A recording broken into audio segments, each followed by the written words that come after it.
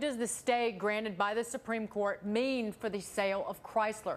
Let's ask attorney Robert Zarco, who has represented auto dealers in franchise disputes and corporate matters. We'll get to the dealer issue a little bit later, but Robert, first, again, people are guessing what the Supreme Court does, but if you're a Chrysler, what do you do right now in anticipation that the Supreme Court could hear this? Well, the reality is that any Chrysler dealer at this point needs to make sure that they are represented individually as opposed to as an entire group in a way that their interests could be best protected. For instance, if they are among the group of people that are part of the 789 dealers that are being rejected, perhaps the criteria used to reject those dealerships may not necessarily apply to the particular dealer.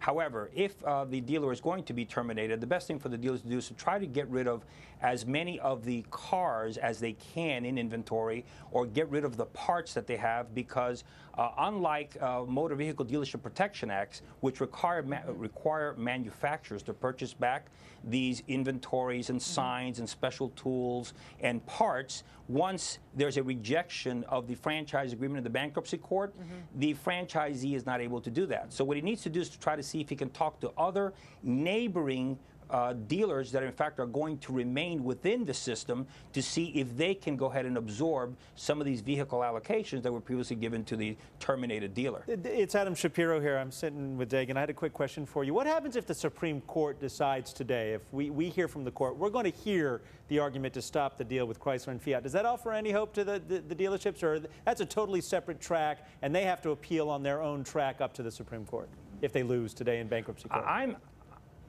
I'm not convinced that stopping the Fiat deal is going to be any better for the 789 dealers that are being terminated. And the reality is that Fiat's deal does not include a future for the 789 dealers that are being terminated. They're on their own track.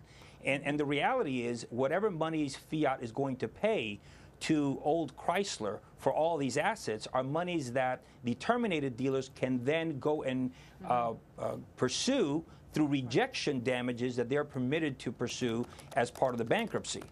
So having a pot of money there that will be obtained from the Fiat sale, I think, is actually going to be better for the terminated dealers. I don't think there's any real connection between the two. And frankly, I do not believe that if the Fiat deal is delayed, is going to in any way move the federal bankruptcy judge to stop the termination of these dealers. The bankruptcy judge has to rely on what is best for the Chrysler bankruptcy estate. Robert, thank you for being here. Robert Zarco, attorney representing dealers, a franchise attorney down in Florida. Thank you so much.